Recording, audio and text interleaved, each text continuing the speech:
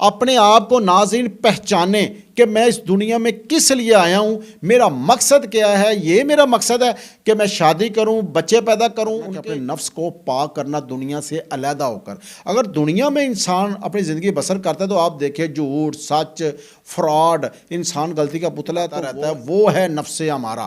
اس کو کنٹرول ایسے کیسے کریں گے؟ نماز پڑھیں، روزہ رکھیں، حج کریں، زکوٰۃ، وہ کمزور ہوگا، مگر اس پر کنٹرول ہوگا صوفیہ کی صحبت۔ مگر علماء کرام وہ نہیں ہیں جو کسی دنیا کے پیچھے بک جائیں، جو کسی لالچ کے پیچھے بک جائیں، جو کسی خوف کے ڈر کے پیچھے بک جائے یا اپنی جان۔ کوئی کتنے لوگ دنیا میں آئے اور کتنے لوگ دنیا میں آئے، وہ بھی ایسے دولت، پیسہ، اپنا سکول، اکیڈمی یا جو بھی مثالیں بچوں کی۔ ہم حق کے راستے کو چنیں گے نہیں، حق کے راستے کو اختیار نہیں کریں گے، خطرہ نفسانی اور خطرہ شیطانی کو سمجھیں گے نہیں، وہی دولت جو ہے اپنے پر لگانا شروع کر دیتا ہے، کہتا ہے میری ساری دولت لے لو، میری جان بچا لو، جس پر اس نے پوری زندگی ضائع کر دی۔ بسم اللہ الرحمن الرحیم۔ السلام علیکم۔ آج جس موضوع پر بات کرنے جا رہے ہیں وہ ہے خطرہ نفسانی اور خطرہ شیطانی۔ جب تک ہم ان دو خطروں کو پہچان نہیں لیتے آگے کیسے بڑھ سکتے ہیں؟ جب انسان متقی اور پرہیزگار ہو جاتا ہے تو جو خطرہ شیطانی ہے وہ کھل کر سامنے آ جاتا ہے، اور جب آدمی بہت زیادہ متقی پرہیزگار ہو جاتا ہے، بہت زیادہ اسے وسوسے آنا شروع ہو جاتے ہیں۔ اور خطرہ نفسانی اور خطرہ شیطانی میں فرق کیا ہے یہ بھی آپ کو بتائیں گے، اور آپ کو میں یہ بھی بتا دوں انسان اس وقت تک ان خطرات سے نہیں نکل سکتا جب تک انسان ان دونوں خطرات سے اپنی محبت ترک نہ کر دے۔ زبانی اور کلامی تو انسان کہتا ہے کہ میں شیطانی خطرات کو ترک کرتا ہوں، نفسانی جو خواہش ہیں میں اس کو بھی ترک کرتا ہوں، مگر اس پر عمل درآمد نہیں ہوتا۔ انسان، آپ یہ دیکھیں کہ انسان جتنی بھی دولت، مال اکٹھا کرتا ہے، کماتا ہے، اپنی جان کی پرواہ نہیں کرتا، دن رات دولت اکٹھی کرنے میں لگا رہتا ہے، اپنے مسائل کو حل کرنے میں لگا رہتا ہے۔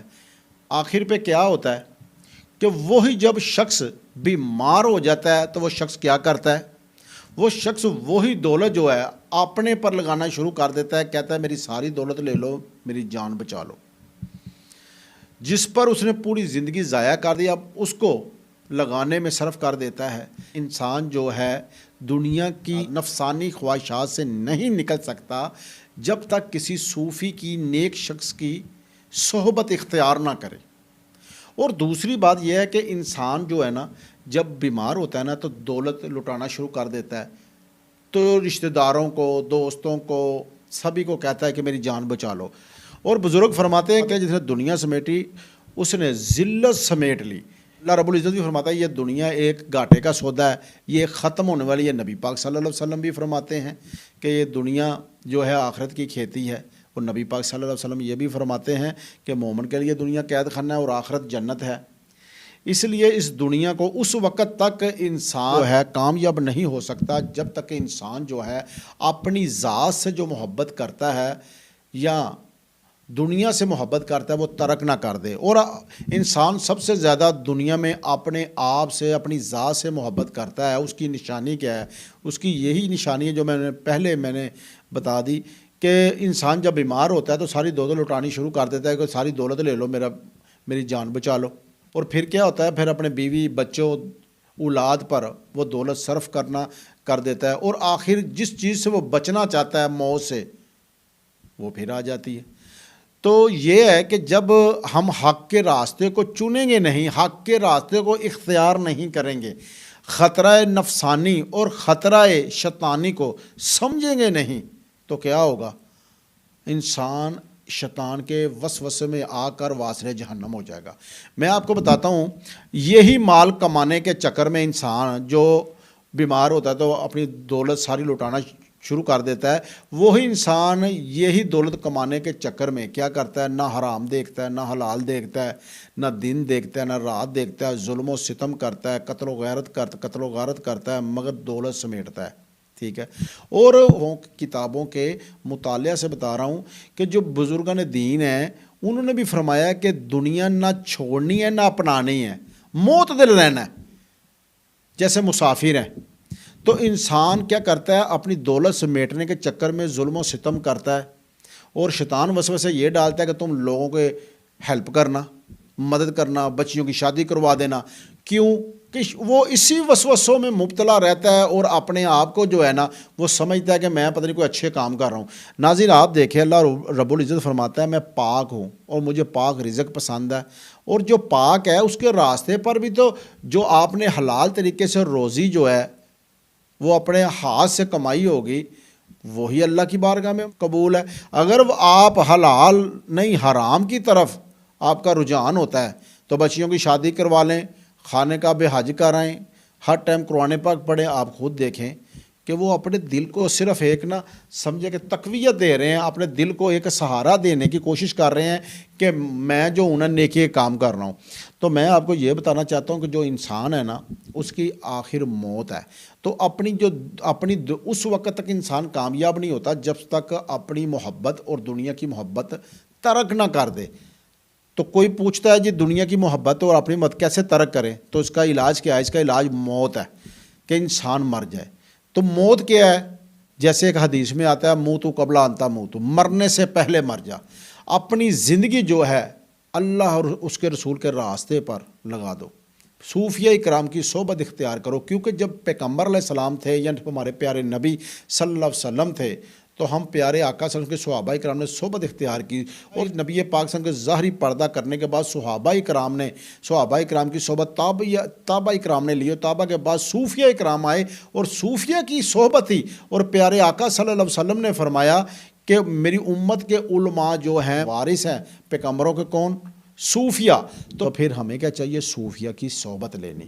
اگر میں اور آپ اپنے بچوں کے صرف ان کے مستقبل کے لیے ہر ٹائم اب انہی کے مسائل میں مبتلا رہیں گے تو یاد رکھیے گا آپ کو کوئی نہیں جانے گا۔ ناظرین آخر میں آپ کو یہ بتاتا ہوں، آپ یہ دیکھیں آپ کے میرے بڑے دوست احباب رشتہ دار کتنے لوگ دنیا میں آئے، اور کتنے لوگ دنیا میں آئے وہ بھی ایسے دولت پیسہ اپنا سکول اکیڈمی یا جو بھی مثالیں بچوں کی شادیاں بیاہ سبھی کچھ کرتے تھے، آج قبروں میں لیٹے ان کی قبر پر کوئی بھی نہیں جاتا۔ تو میں اور آپ حق کا راستہ کیوں نہیں چنتے؟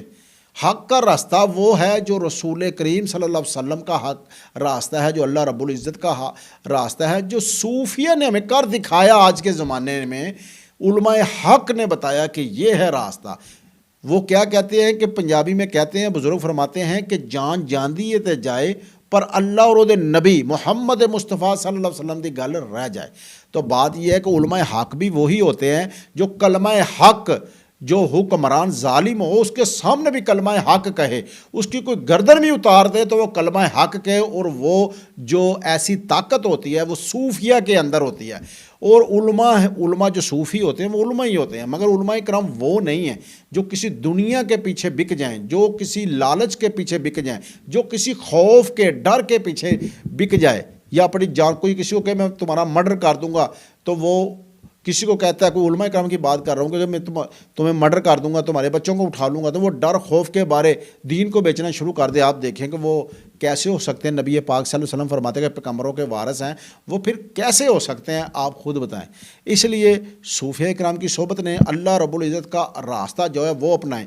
آپ دیکھیں کہ نماز بھی پڑھتے ہیں ہم لوگ، روزے بھی رکھتے ہیں، حج بھی کرتے ہیں، زکوٰۃ بھی دیتے ہیں، سبھی نیک کام کرتے ہیں، مگر کیا ہوتا ہے؟ ہم گناہوں سے بچ نہیں پاتے۔ اس کی وجہ کیا ہے؟ نفس ہمارا جو ہر ٹائم ہمیں گناہوں پر مبتلا کرتا رہتا ہے، ہمیں وسوسے دلاتا رہتا ہے، وہ ہے نفس ہمارا۔ اس کو کنٹرول ایسے کیسے کریں گے؟ نماز پڑھیں، روزہ رکھیں، حج کریں، زکوٰۃ، وہ کمزور ہوگا، مگر اس پر کنٹرول ہوگا صوفیہ کی صحبت سے۔ تو اللہ قرآن پاک میں فرماتا ہے الا ان اولیاء اللہ لا خوف علیہم ولا هم یحزنون۔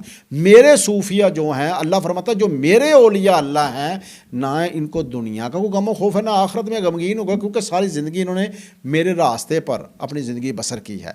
تو ہمیں نیک لوگوں کی صحبت لینی چاہیے، اپنے ماں باپ کی خدمت کرنی چاہیے، حقوق اللہ اور حقوق العباد کا بھی خیال کرنا چاہیے۔ اور آخر میں مزید یہ بتا دوں کہ دیکھیں میرے اور آپ کے پیارے نبی حضرت محمد مصطفیٰ صلی اللہ علیہ وسلم غار میں، غار حرا، غار ثور، ہم نے سنا ادھر جا کے کہیں ماں میرے پیارے آپ کے اور میرے پیارے آقا اللہ رب العزت کے صاحب ہم کلام ہوتے تھے، اللہ رب العزت کا ذکر فرماتے تھے۔ تو وہی جو ترک دنیا کیا ہوتا ہے، ترک دنیا کا مطلب ہوتا ہے کہ چند ماہ کے لیے، چند سال کے لیے دنیا سے ترک کرنا، کہ اپنے نفس کو پاک کرنا دنیا سے علیحدہ ہو کر۔ اگر دنیا میں انسان اپنی زندگی بسر کرتا ہے تو آپ دیکھیں جھوٹ، سچ، فراڈ، انسان غلطی کا پتلا ہے تو وہ انسان سے سرزد ہو جاتی ہے۔ اس لیے ترک دنیا وقتی طور پر کرنی پڑتی ہے۔ صوفیہ اکرام کی میں بات کر رہا ہوں، جو صوفی ہیں تو وہ کیا ہوتا ہے، اس سے حق کا راستہ جو ہے نا، صوفی مرشد کامل ہو تو انسان کو اللہ رب العزت عطا فرماتا ہے۔ مگر میں اور آپ دنیا دار ہیں، ہمیں چاہیے کہ ہم نماز بھی پڑھیں، روزے بھی رکھیں، قرآن پاک بھی پڑھیں، ماں باپ کا، اولاد کا خیال کریں، اس کے ساتھ ساتھ اپنے آپ کو ناظرین پہچانیں کہ میں اس دنیا میں کس لیے آیا ہوں، میرا مقصد کیا ہے۔ یہ میرا مقصد ہے کہ میں شادی کروں، بچے پیدا کروں، ان کو شادیاں کر دوں اور وہ بیائے جائیں اور میں گھر کی سبزیاں لاتا رہوں اور میں بعد میں مر جاؤں اور میری قبر پہ کوئی آئے بھی نہ۔ اس لیے پیدا ہوئے ہیں کہ اللہ رب العزت کے راستے کو اختیار کریں اور پیارے آقا صلی اللہ علیہ وسلم کے راستے کو اختیار کریں، حق کو حق کہیں اور برے کو برا کہیں، اس لیے کہ جو حق کا راستہ ہے وہ اللہ رب العزت کا راستہ ہے۔ انشاءاللہ نیکسٹ آپ سے میں بات کروں گا۔ اسی کے ساتھ اپنے میزبان شہباز بھٹی کو اجازت دیجیے۔ اللہ حافظ۔